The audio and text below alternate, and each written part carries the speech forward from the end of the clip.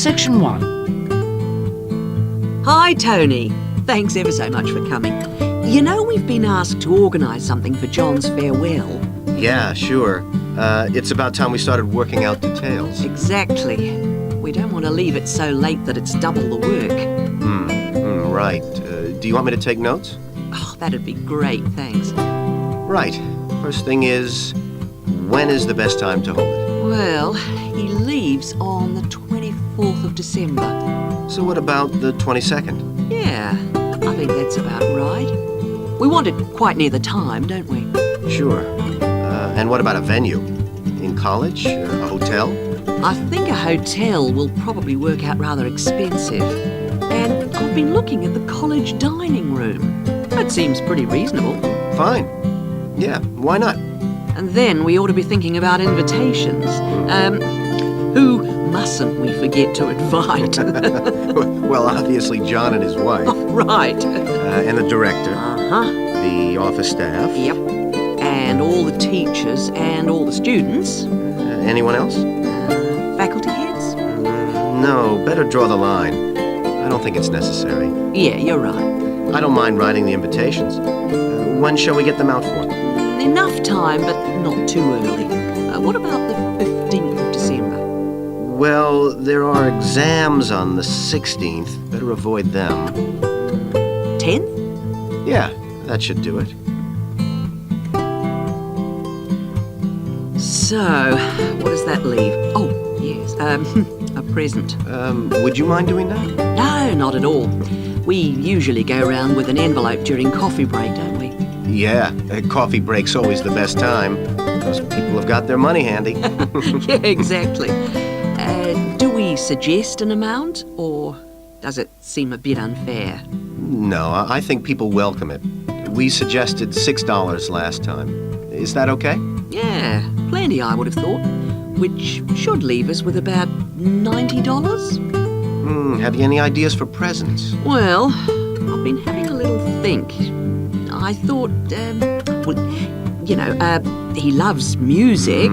Yeah, and books. So I thought I'd check on prices for, perhaps CD players? Yeah, that's a good idea. And also I thought maybe, a set of dictionaries.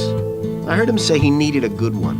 The other thing he was saying last week was that his computer printer had broken. No, I'd be really frightened about getting the wrong type. Okay, yeah. The other thing is something for the home. Jill suggested a coffee maker. Oh, yeah. I'll certainly find out what they cost. Okay. Have you got all that down? Yes. Now, we need to think a little more about the money. I know we've got a set amount from the social fund. Right. What does that cover? It's meant to cover the cost of the room. Yeah. And a certain amount for food. And also drinks? Oh, yeah, certainly. But will it be enough? What we've done in the past is to ask guests to bring some snacks. Right. We don't ask them to bring more drinks because we figure that should come from the social fund. Okay. Anything else for the guests to bring? Well, some music, because there'll be a tape deck there in the room, and we can have some dancing later on. Anything else? Well, it's just a thought, but a couple of years ago we had a really good party where we set up, some simple games. Yeah, great. Wasn't it based on photos from the students and teachers? That's right. So we should ask the guests to bring photos. Okay, I'll put it on the invitations. Now, the last thing is, who shall we ask to do the speech? Don't you think it might be nice to have one of the students? Well, then the student leader? Yeah, much better than the director giving speeches again. Okay, then I'll ask her. Lovely. So, is that all? It looks like it. Great. Thanks ever so much. Section 2. Thank you for calling the free Travelite travel agency information line. You will not be charged for this call. In order to deal with all calls effectively, we offer you a number of options. Please listen carefully and press your required number at the appropriate time or dial a new number. If you want to hear about special offers, please press 1. If you want to hear our latest price lists, please press 2. If you want to make a complaint, please press 3. If you want information about our new walking holidays, please press 4 now. Thank you for calling our Travel Light Walking Holidays line. We have been offering a wide variety of walking holidays to suit all tastes for just 3 years, but already we have won 2 awards for excellence in this field. We offer guided walking tours to suit the discerning traveller in 12 different centres throughout the whole of Western Europe. We are planning to open our first centre outside this area in the coming year, so watch out for developments.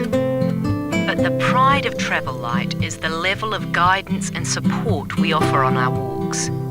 All are planned in detail by our highly trained guides who all work in a variety of different Travel Light locations, so we can guarantee standards. Each day we offer 3 separate walks catering for all skills and fitness levels. We also pride ourselves on our friendly service, particularly important for the increasing numbers of people who choose to holiday alone. Unlike almost all travel operators who happily charge large supplements for single rooms, we guarantee that no single client will pay more, even when only double rooms are available for them. And the day doesn't end with the return to base. After our dinner at communal tables designed to make all our guests feel part of a family atmosphere, entertainment is laid on nearly every night with tour leaders on hand to organise lectures, games, quizzes, and respond to any special request from guests. The following is a summary of costs and special inclusive offers on holidays for the coming summer. We have 3 lengths of holiday: 3-day, 7-day, and 14-day. The 3-day holiday costs $180 for all accommodation, food and walking, and for the first time this year, we are including in that price the cost of picking you up from the nearest station. The 7-day holiday costs $350 per person and, as well as including the offers of the 3-day holiday, also includes a magnificent book giving the local history. On top of that, we are able to include free maps for you to better enjoy the walking and even plan in advance if you wish. For the 14-day holiday, our special price is $690 per person, and that includes all the offers for the 3 and 7-day holidays, plus membership of a local walking club, so you can better enjoy the full flavour of the local life. For further information, please contact your local travel agent. Thank you for calling the Travel Light Travel Agency. Section 3. Hi, Sue. Hi, Mike. So what happened to you last week? Oh, I was sick with the flu. What's this I hear about a big assignment we've got to do? Oh, well, basically, we've got to find 2 science experiments to do with a group of 8-year-old children at the local primary school. And we've got to complete it by the end of the week. That sounds like hard work. Where are we supposed to get the ideas for these experiments from? Well, I managed to get hold of 2 books from the library. Oh, well done. How about if we take a look at the experiments in this book first and see if anything looks suitable?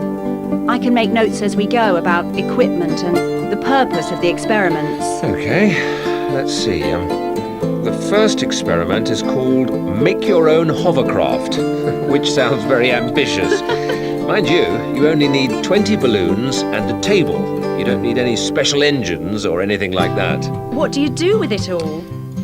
You blow up the balloons and you balance the table on them, upside down of course, and the kids get to ride around on it. You know, the other kids sort of push them around the room. The main purpose is to show how hovercrafts work and how things hover around on just a cushion of air. Okay, that doesn't sound too bad. Okay, ready for number 2? Mm-hmm. Now, this one is called Unusual Measures of Lengths, and you basically use lots of paper clips. The kids go around the class measuring things, you know, how long the desk is and that sort of thing. And then they all compare their answers. And basically, because not all paper clips are the same length, they should come up with some strange answers. It's supposed to demonstrate the importance of having fixed units of measurement. Yeah, that's not bad. Okay, now for number 3, you need rock salt or copper sulfate. Oh, I'm not sure about that. Well, just put down the rock salt then. Apart from that, you only need a jar of water. And basically, you dissolve lots of salt into the water and watch the crystals form. So it basically teaches the kids about growing crystals. Yeah, I suppose it would be nice to grow something. Let's move on and have a look at number 4. Okay, this one is called Spinning Colour Wheel. It looks like you get some cardboard and draw a circle on it, divide it into 6 equal segments and colour each one in using different colours. Then you thread a piece of string through the middle. So we'd need some string as well. Yes, sorry, and you spin the wheel around, and if you can get it spinning fast enough, hopefully the colours all merge and show up as white. Oh, I didn't know that. What's the principle behind it? Well, it's pretty elementary physics, really. It teaches them about how white light or ordinary light is made up. Well, that doesn't sound too bad. Now, there's only one more left in this book, isn't there? What does that one say? Well, it's another one where they'd get to make something. Sounds very interesting. You need quite a lot of equipment, actually. A hand drill, an old record, a pin or needle, some paper, and a bolt. Go on. What do they have to do? Well, they basically make a record player. The main idea is to teach them about recording sound. But hopefully they'd also see that you need motion and an amplifier to make the sound heard. OK, well, it does sound interesting. Shall we go through all of those again and decide if any of them are going to be suitable? Right, number 1. I thought this one sounded nice. There'd be lots of activity, and it doesn't need too much in the way of equipment. Yes, that's true, but don't you think it's a bit risky to get a group of 8-year-olds pushing each other around a classroom like that? Well, someone could get hurt. No, I don't like the sound of that one at all. Maybe you're right. What about number 2, with the paper clips? It sounds tame enough. Yes, a bit too tame, if you ask me. I think it needs to be something a bit more active and interesting than that, don't you? Yes, I suppose you're right. We won't get a very good mark if the children don't actually enjoy the experiments. And I suppose we could turn them off science for good.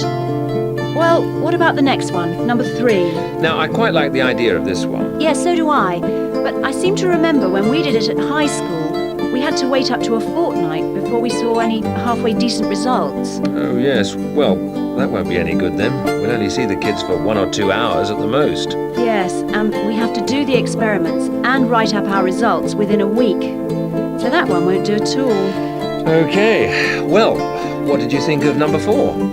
I like the idea of it, but do you think it will be a bit elementary for them? Well, they are only 8, you know. I know, but you know what I mean. Don't you think the activity itself is a bit babyish? Maybe you're right. They might have fun, but I mean, cutting out a circle and colouring it in. Okay. Well, what about number 5? I thought this one sounded a bit too good to be true. Great equipment. Yeah. But don't you think it's a bit ambitious for this age group? I mean, I don't want to start off something and then have to abandon it if they just can't cope with it. I could see us ending up doing just about all of the work for them. I guess you're right. Oh well, maybe we could store that idea away for later. Yep. Let's hope this second book has something better. Section 4. Today we're going to look at one of my favourite fish, the shark. As you know, sharks have a reputation for being very dangerous creatures, capable of injuring or killing humans. And I'd like to talk about sharks in Australia. Sharks are rather large fish, often growing to over 10 metres.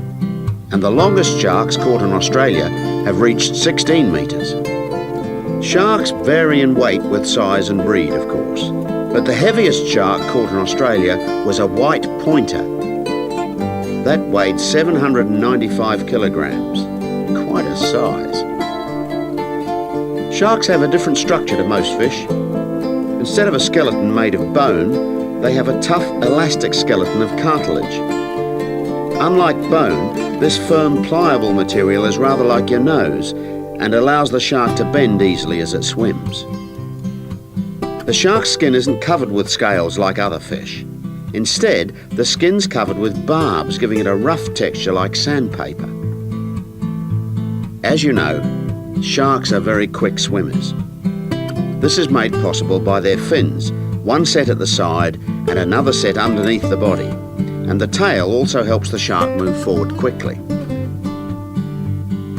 Unlike other fish, sharks have to keep swimming if they want to stay at a particular depth, and they rarely swim at the surface. Mostly they swim at the bottom of the ocean, scavenging and picking up food that's lying on the ocean floor. While most other animals, including fish, hunt their prey by means of their eyesight, sharks hunt essentially by smell. They have a very acute sense of smell and can sense the presence of food long before they can see it.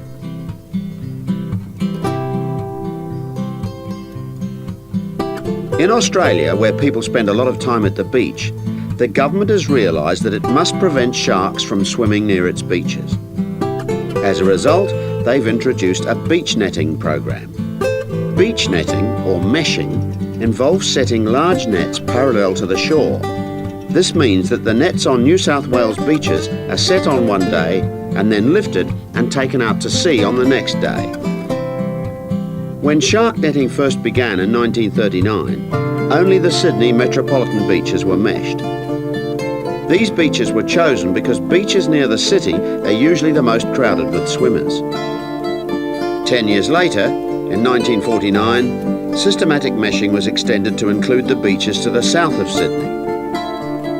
As a result of the general success of the program in Sydney, shark meshing was introduced to the state of Queensland around 1970. The New Zealand authorities also looked at it, but considered meshing uneconomical, as did Tahiti in the Pacific. At around the same time, South Africa introduced meshing to some of its most popular swimming beaches.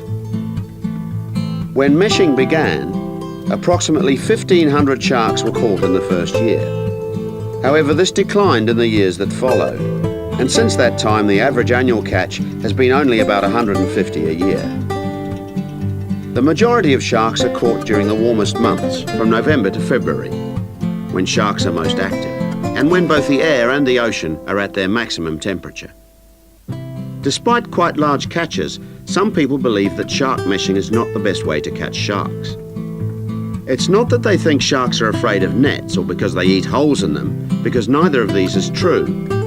But meshing does appear to be less effective than some other methods, especially when there are big seas with high rolling waves and strong currents, and anything that lets the sand move.